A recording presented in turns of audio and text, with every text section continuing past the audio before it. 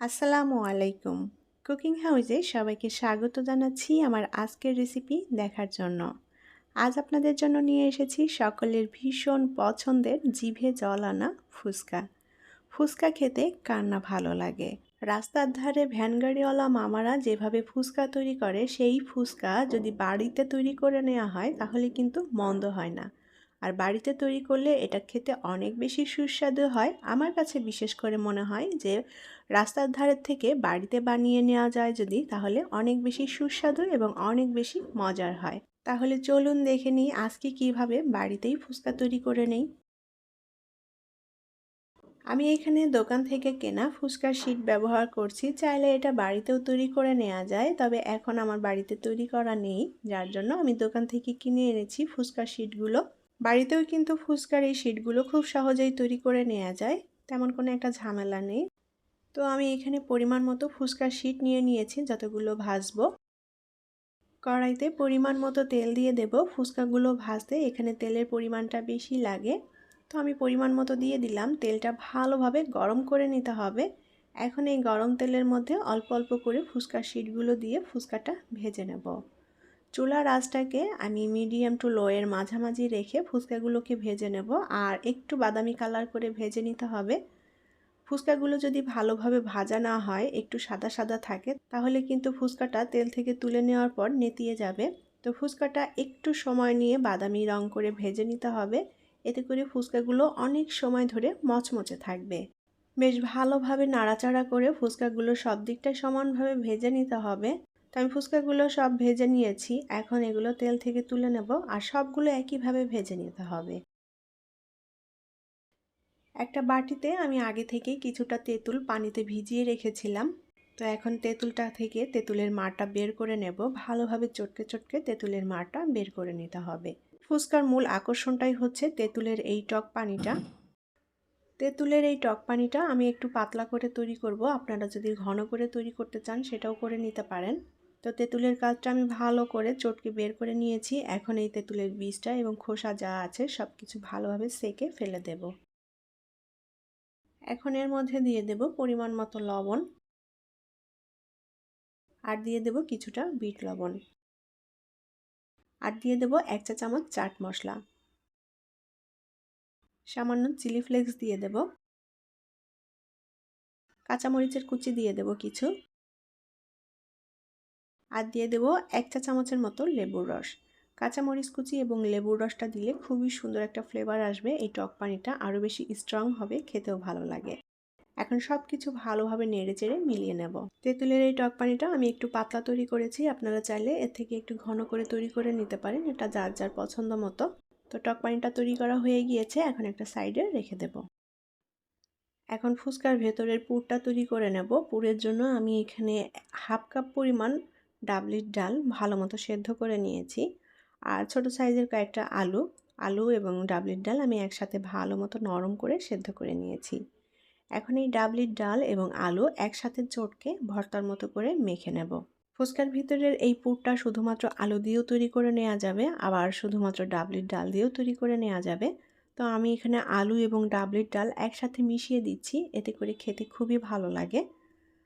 এখন আলু এবং ডাবলির ডালটা একসাথে চটকে ভর্তার মতো মেখে নেব। তবে একেবারে ভেঙে মিহি করে নেব না, আমি একটু দানা দানা মতো রাখবো, অল্প অল্প দানা দানা থাকবে। একটু দানা দানা থাকলে খেতে ভালো লাগবে, তবে কেউ মিহি করে নিতে চাইলে সেটা করে নিতে পারেন, এটা যার যার পছন্দ মতো। আমি আলু এবং ডাল একসাথে ভালোভাবে চটকে মেখে নিয়েছি, একটু দানা দানাও রেখেছি। এভাবে দানা দানা রাখলে আমার কাছে খেতে ভালো লাগে। তো ভালোভাবে মেখে নিয়েছি, আর এটা একটু এরকম নরম হবে মিশ্রণটা, আলু এবং ডালের মিশ্রণটা এরকম একটু নরম হলে ভালো লাগবে খেতে। খুব বেশি যেন শক্ত না হয়ে যায়। ডাল এবং আলুটা আমি একটু নরম করে সেদ্ধ করে নিয়েছিলাম। তো ডাবলির ডাল এবং আলু একসাথে মেখে নিয়েছি। এখন এর মধ্যে কিছুটা পেঁয়াজ কুচি দিয়ে দেব।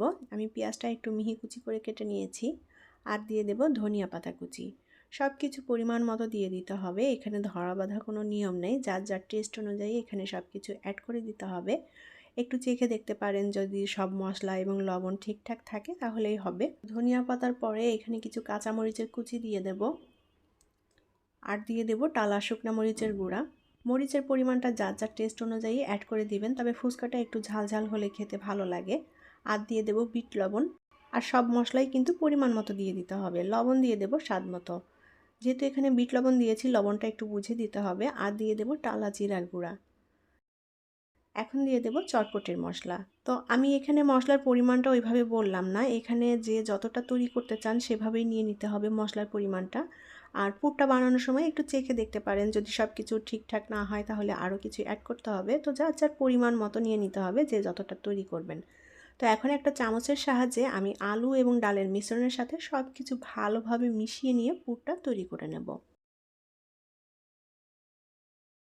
তো সব মশলাটা আমি ভালোভাবে আলুর মিশ্রণের সাথে মিশিয়ে নিয়েছি।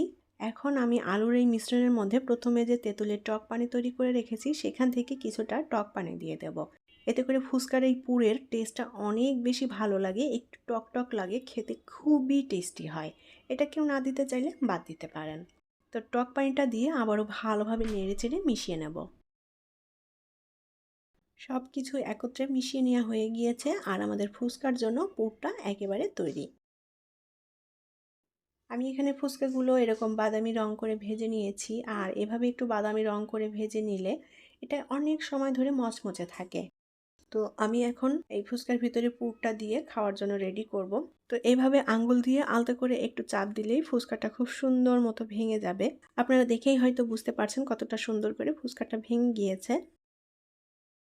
এখন আলুর যে পুরটা আমি তৈরি করে নিয়েছি, ছোট্ট একটা চামচের সাহায্যে আমি এই ফুচকার ভিতর আলুর পুরটা দিয়ে দেব। এটা হাত দিয়েও করে নিতে পারেন, যার যেভাবে সুবিধা হয় সেভাবেই তৈরি করে নেবেন। তো আলুর পরিমাণটা আমি ফুচকার ভিতরে একটু বেশি দিচ্ছি, যেহেতু বাসায় তৈরি করছি তাই কিপটামি না করে আলুর পুরটা একটু বেশি দিচ্ছি।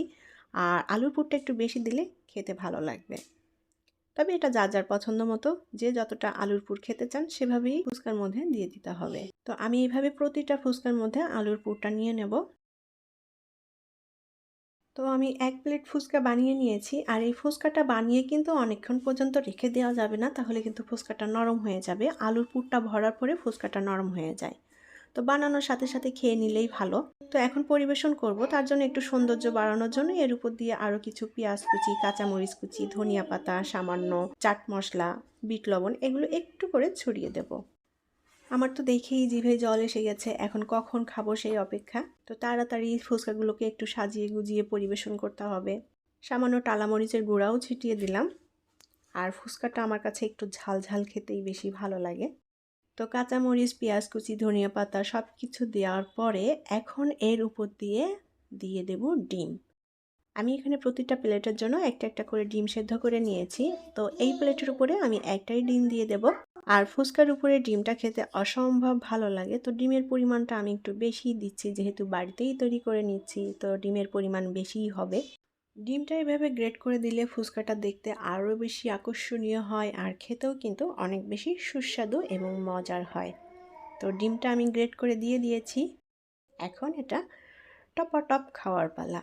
ব্যাস, তৈরি হয়ে গেল ভ্যানগাড়িওয়ালা মামাদের মতো করে বাড়িতেই দারুণ মজাদার এবং টেস্টি জিভে জল আনা ফুচকা। আশা করি আপনাদের নিশ্চয়ই ভালো লেগেছে আমার আজকের এই ফুচকার রেসিপি। আমার ভিডিওগুলো যদি আপনাদের কাছে ভালো লেগে থাকে তাহলে প্লিজ চ্যানেলটি সাবস্ক্রাইব করার অনুরোধ রইল। পরবর্তী রেসিপি দেখার আমন্ত্রণ জানিয়ে আজকের মতো বিদায় নিচ্ছি। সবাই অনেক অনেক ভালো থাকবেন এবং আমাদের জন্য দোয়া করবেন। আল্লাহ হাফেজ।